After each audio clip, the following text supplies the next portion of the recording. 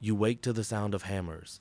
Not the clean rhythm of a craftsman shaping wood, but the dull, uneven thuds of iron striking iron, echoing across the open air like war drums. The smell of dust and sweat clings to your nostrils, and beneath it all the faint metallic tang of blood, old and new, mixed into the soil. The ground beneath you is uneven, trampled by soldiers' boots, stained by others who came before you. The crowd is already there. They line the path leading to the hill, some craning their necks with morbid fascination, others pressing perfume cloths to their noses to mask the stench they know will come. Vendors move among them, hawking watered wine, dried figs, and bread. Crucifixion is not a sudden event. It is a spectacle, and like any spectacle, it draws those who crave entertainment, justice, or simply distraction from their own misery. You are led forward, your arms bound. Soldiers prod you along with the butt of a spear.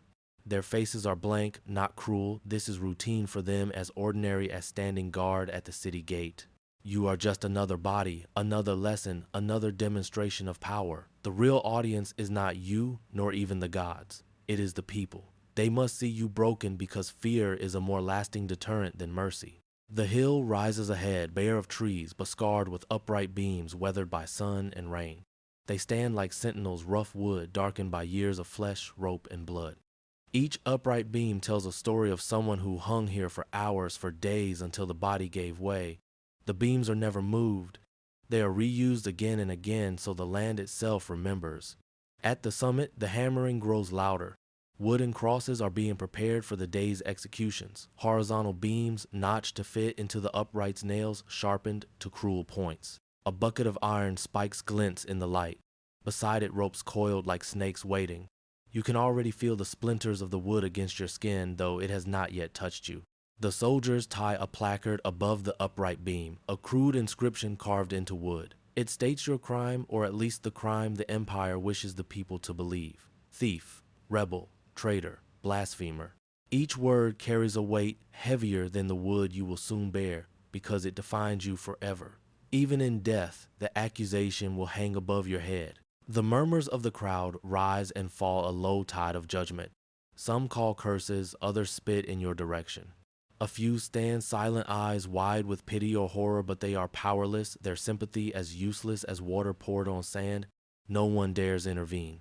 That is the entire point. Crucifixion is not just the end of one life. It is a message sent through the suffering of one body to control thousands more.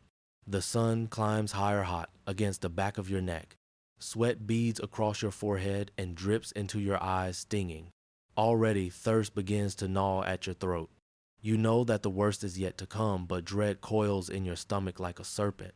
You remember stories whispered in taverns or told in hushed tones of men who hung for 3 days, their bodies bloated and split by the heat, begging for death that would not come.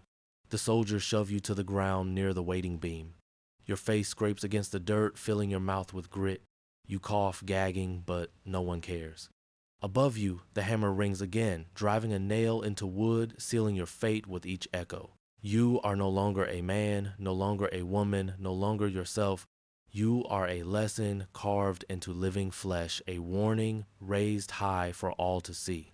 And the hill of execution, silent and patient, waits to devour you as it has devoured countless others before. The sentence was spoken hours ago, but its weight still crushes you as surely as the wood will soon crush your shoulders. You can still hear the magistrate's voice flat and practice pronouncing death by crucifixion. There was no hesitation, no flicker of doubt. To him, your life was already forfeit before you even stood trial. The verdict had been decided long before the formal words were uttered, for crucifixion is not a punishment chosen for justice, it is chosen for theater. The empire reserves it for those it wishes to humiliate utterly, to erase from dignity, to mark as less than human. Ordinary thieves may lose a hand, murderers may be beheaded, but rebels, traitors, those who dare to disturb the fragile order of the empire, these must be displayed. The process of condemnation begins not at the cross, but in the courtroom, where power is wielded like a blade, sharper than any sword. You remember the faces of the officials, their robes immaculate, their eyes carefully avoiding yours. To them, you are not a person, but a symbol. You represent disobedience. And disobedience must be crushed, not just with death, but with a death that lingers. They read out your so-called crimes while scribes record each word on parchment. You were not allowed to speak freely, your voice was drowned by the accusations. Witnesses paraded forth, some bribed, some afraid to say otherwise, each pointing a finger that pushed you closer to the inevitable. Every testimony stacked another stone on the mountain that would bury you. When the sentence was pronounced, the crowd in the hall barely reacted. A few muttered approval, others shrugged. Crucifixion was not rare enough to shock anyone anymore. It was expected, ordinary part of the machinery of empire. Only those condemned felt its horror fully. The bystanders had grown numb, accustomed to the spectacle of suffering. The guards seized you immediately, stripping away not only your clothes but your last shreds of dignity. A rough cord was knotted around your wrist, tight enough to cut into flesh. They forced a reed pen against your hand, pressing until you left a mark on the official record. It was not a signature of consent, but it bound you all the same. Then came the mocking. Soldiers are trained to be efficient, but efficiency breeds cruelty when paired with boredom. They laughed, they shoved, they called you names that clung to your skin like mud. They told you what awaited flies nesting in your wounds, children throwing stones at your body, the long agony of thirst. Every word was meant to strip away your humanity before the nails ever touched you. Still, crucifixion is more than a sentence. It is ritual. The condemned are paraded through the streets, carrying the horizontal beam, the patibulum across their shoulders. This act is not for the sake of transport. It is for shame. Every stumble, every drop of blood, every groan becomes a sermon to the crowd. This is what happens to those who oppose the empire. You can already feel the rough weight digging into your back, though it has not yet been placed there. The beam is heavy, sometimes over 100 pounds thick enough to tear skin with splinters. Some stumble before they even leave the courtyard, collapsing under its weight. The soldiers drag them up, beat them forward, for the journey must continue. Around you, the murmurs of anticipation swell.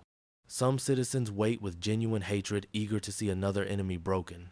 Others are there for diversion, for gossip to tell at dinner, for the satisfaction of seeing someone else suffer instead of themselves. Even those who pity you cannot help but watch, for crucifixion demands witnesses. Without witnesses, it loses its power. You remember a whisper you once heard that the cross was designed not merely to kill but to erase. To crucify someone is to strip them of every identity, citizen, soldier, parent, lover, and reduce them to meat hung on display. It is death made public art, with the condemned as unwilling performers. Now the guard sees the beam, dragging it towards you. They untie your wrists only long enough to bind them again around the wood. You feel its weight settle onto your shoulders and your knees nearly buckle under it. The crowd jeers and the march begins. From this moment forward, you are no longer simply condemned. You are the message. Every step you take under that crushing beam is a word in a language of terror, a language the empire speaks fluently. The wood digs into your shoulders, each step grinding splinters deeper into raw skin. The weight forces your back to hunch, crushing your chest so that every breath is shallow, ragged.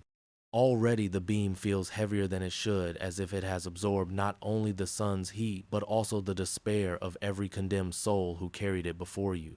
The soldiers shout, forcing you forward through the narrow streets. You stagger the beam, threatening to topple you, but a lash snaps across your back, burning, reminding you that collapse is not an option. The empire will not allow mercy. You must walk because the people must watch. And the people are there. They line the road in clusters, merchants closing shop for a moment, beggars crawling closer for a better view, children clutching their mothers' skirts while pointing with wide eyes. Some hurl insults, blasphemer, thief, traitor, spittle lands on your face, mingling with sweat and dust. Others laugh as you stumble, as if your suffering is a performance staged for their amusement. But not all eyes hold scorn.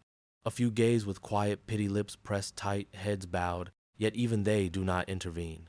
To step forward to speak out would be to risk sharing your fate. Compassion in such a place is a dangerous luxury. The procession winds through the heart of the city, deliberately slow, forcing you to traverse the busiest streets where the greatest number of citizens can witness your disgrace. It is not enough for the empire to punish you. It must use your body as a warning sign, a living billboard for obedience. Every stumble, every groan, every streak of blood across the stone streets is part of the message: resist, and this will be you. The smell of baking bread wafts from a nearby stall, a cruel reminder of hunger twisting in your stomach. You have not eaten since the trial. Your throat burns with thirst, each breath scraping like sandpaper, yet the crowd waves jugs of water, mockingly lifting them high, spilling them onto the ground before your eyes. You lunge instinctively toward the liquid, but the beam pins you down and the soldiers shove you forward with spears. At one corner, you trip. Your knees slam against the stones, sharp pain exploding through your legs. The beam crashes down across your back, driving the air from your lungs. For a moment, the world narrows to the taste of blood in your mouth and the roar of the crowd. Children laugh, pointing at your sprawled form. Soldiers curse yank you upright and force the beam back onto your shoulders. You are less than human to them, meat burden example. The road climbs upward now, the incline toward the execution site deliberate. Each step becomes a battle, your body screaming for rest, for release, for oblivion. But oblivion is denied.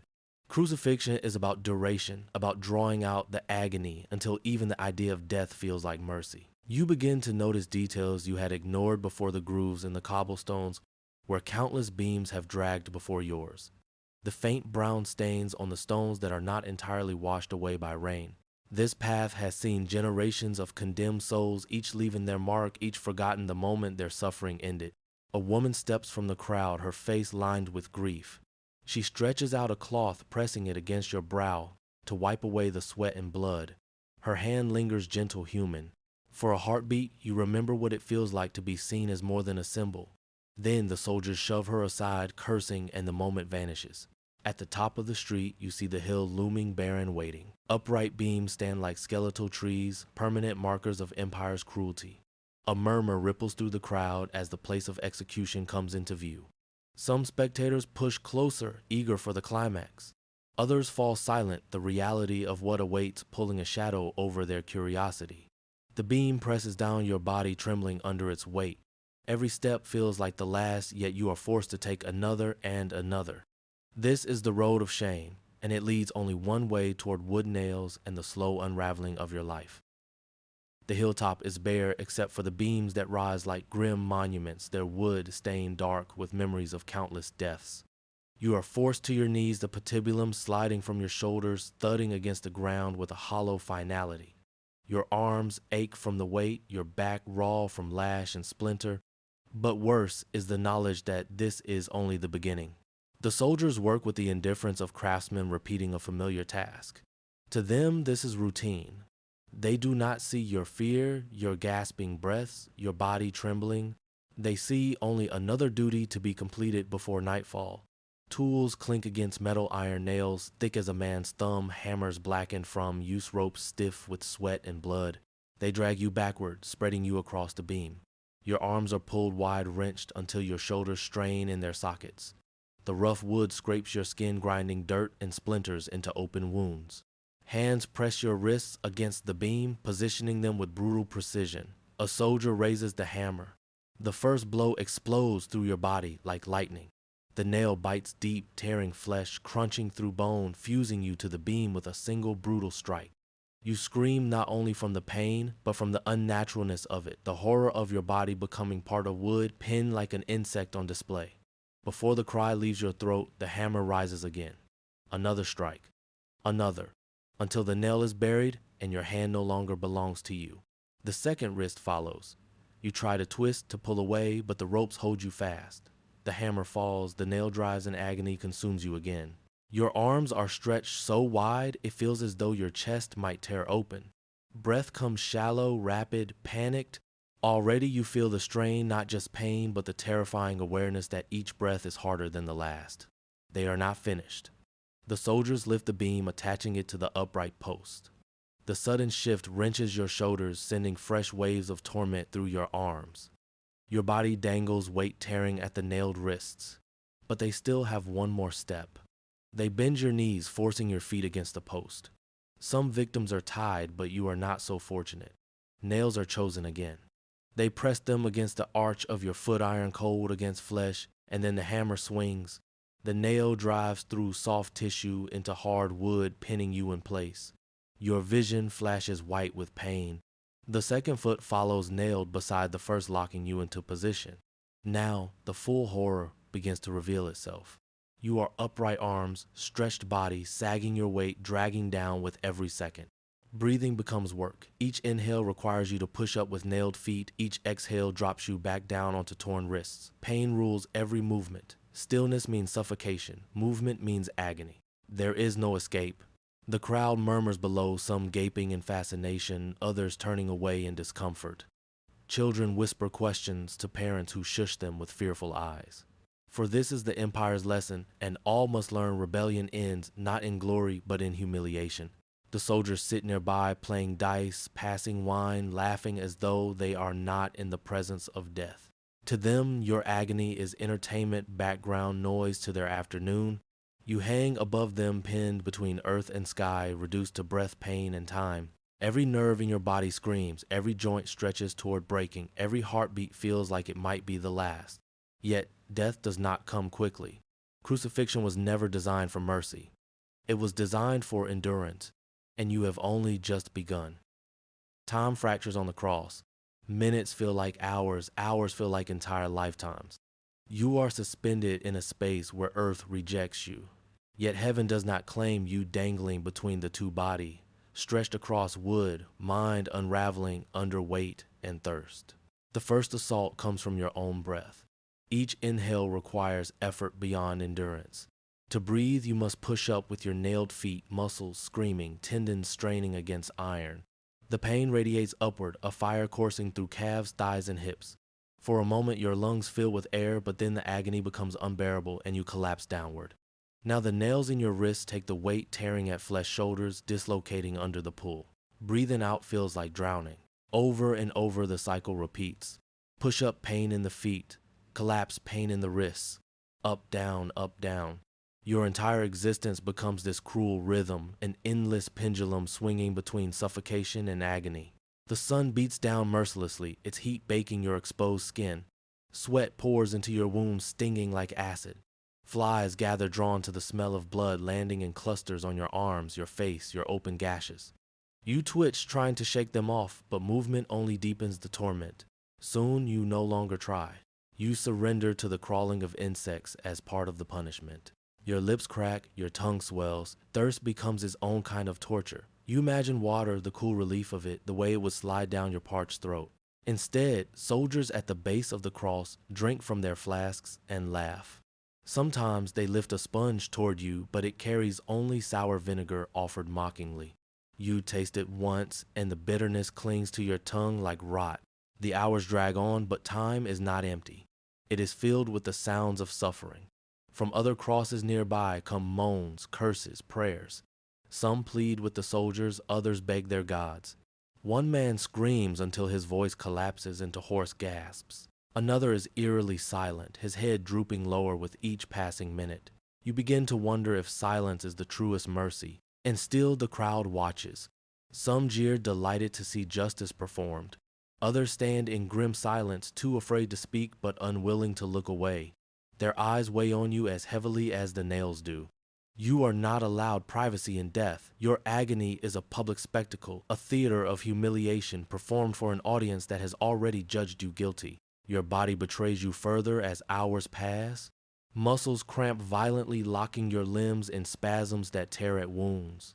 The joints of your shoulders grind and pop with each shift. Blood trickles in slow, sticky streams, drying against the sun, forming crusts that split open again with every movement. Even your bowels betray you, loosening under strain, adding shame to agony. At times, delirium takes hold. Shapes twist in the sunlight, shadows seem to move of their own will. You think you see water shimmering just beyond reach. You think you hear the voices of family long gone.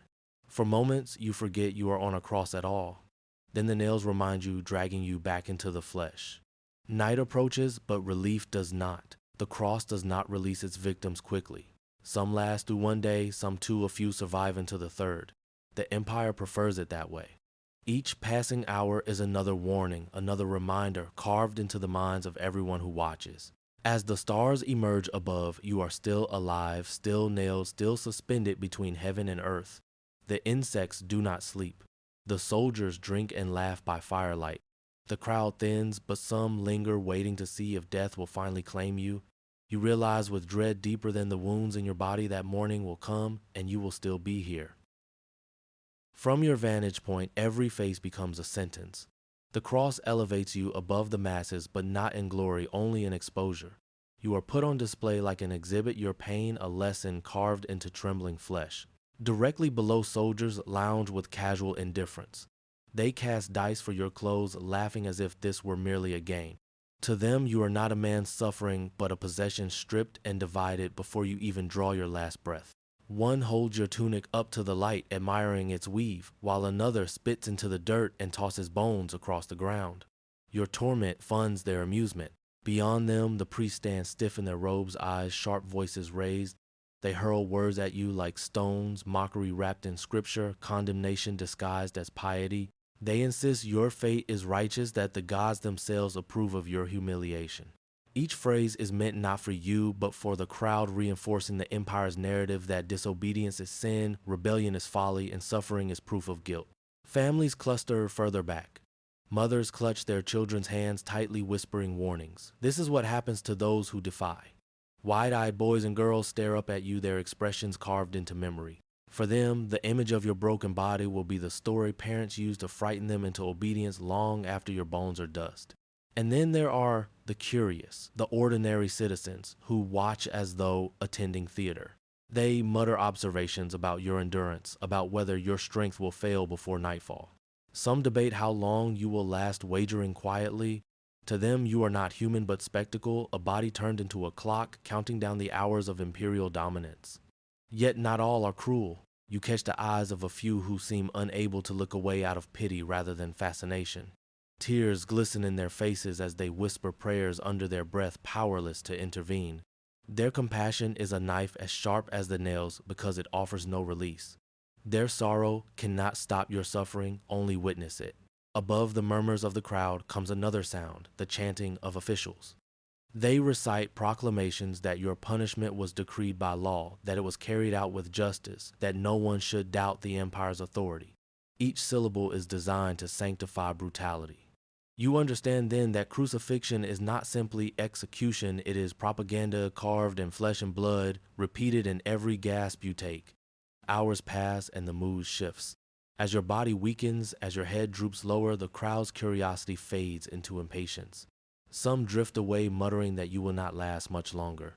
Others stay waiting for the exact moment death claims you, eager to be able to say they witnessed the final breath. Children, restless, tug at parents' sleeves. Soldiers jeer at your fading strength. The spectacle consumes them, but soon enough they will move on to the next execution, the next warning. You begin to realize it is not your death that matters to them. It is the memory of this moment, the sight of agony, the smell of sweat and blood, the sound of groans that will echo in their minds.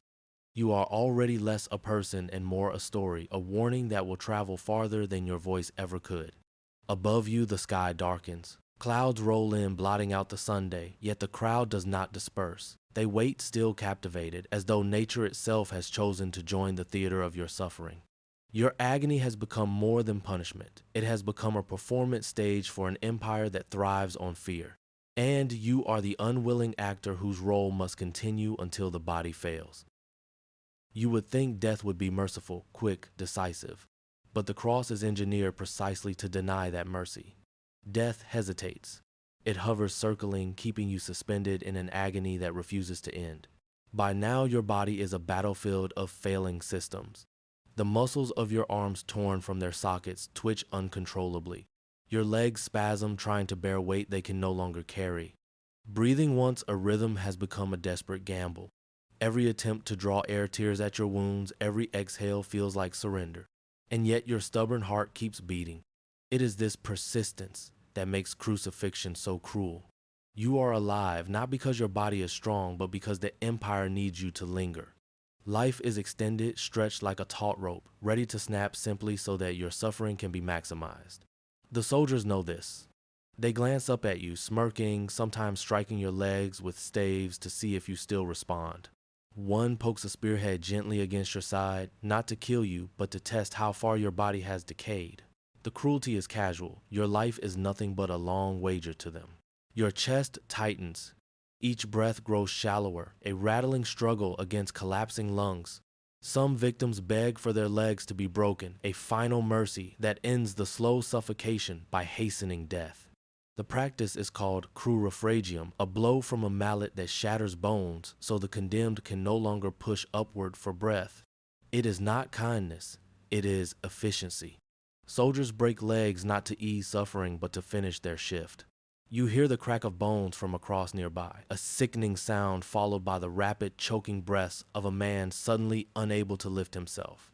His agony ends in minutes. You envy him, but for you, the waiting continues. The Empire has chosen that you must last, that your torment must remain a spectacle. So your legs are left intact. Each shallow breath prolongs the theater. Each flutter of your eyelids assures the crowd that the lesson is not yet over. And still the hours drag on. Night falls again. Stars scatter across the sky indifferent to your struggle.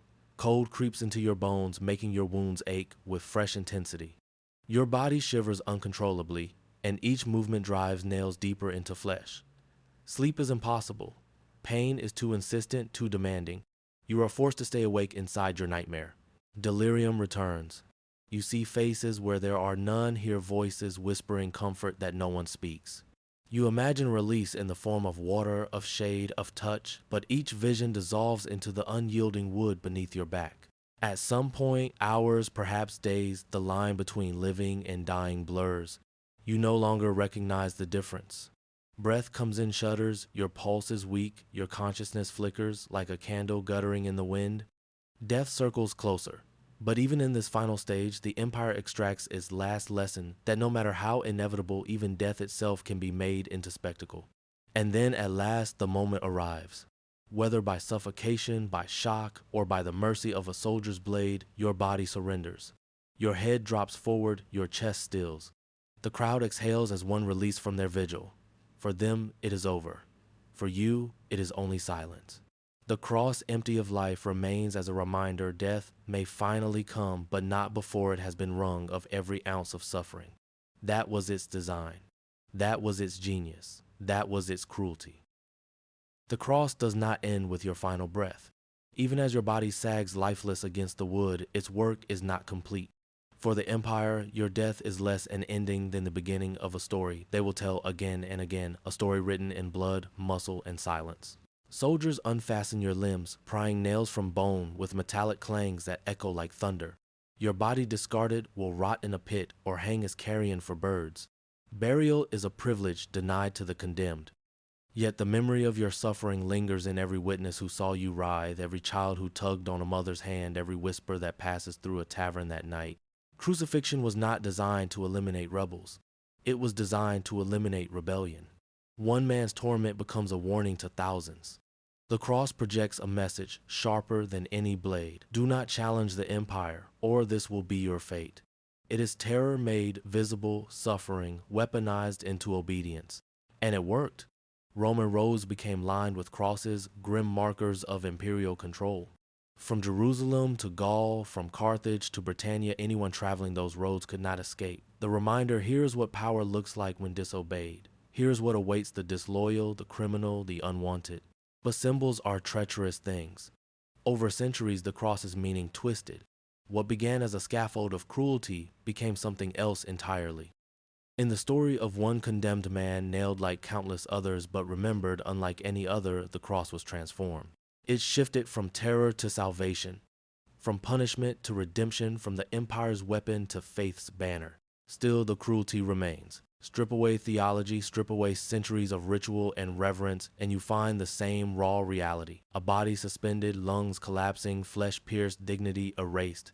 Crucifixion reminds us of what humans are capable of doing when they seek control at any cost. Even now, echoes of the cross remain in modern punishments, in regimes that prefer fear over mercy, in prisons where time itself becomes torture, in systems designed not to kill quickly but to break slowly. The wood may have rotted away, but the mentality that built it survives wherever suffering is prolonged for spectacle, deterrence, or domination. And perhaps that is why the cross endures so powerfully in memory, not just as a religious symbol, not just as a relic of Rome, but as a mirror. A reminder that power unchecked will always find ways to nail its enemies to wood, whether literal or metaphorical. You died on that hill, but the cross lived on. It outlasted the empire that perfected it. It outlasted the witnesses who whispered of your final moments. It even outlasted the language spoken by your executioners. The cross survives because it tells a story no one can forget, that human beings, when given absolute power, can design punishments so cruel that death itself becomes a mercy. And that somewhere between agony and silence in the days it took to die lies the darkest truth of all. That suffering can be engineered, calculated, perfected. As night falls across the execution ground, the last light glints off wood darkened with blood. The crowd has gone. The soldiers march away. The wind hums against the hill. And still the cross stands, carrying your memory into eternity.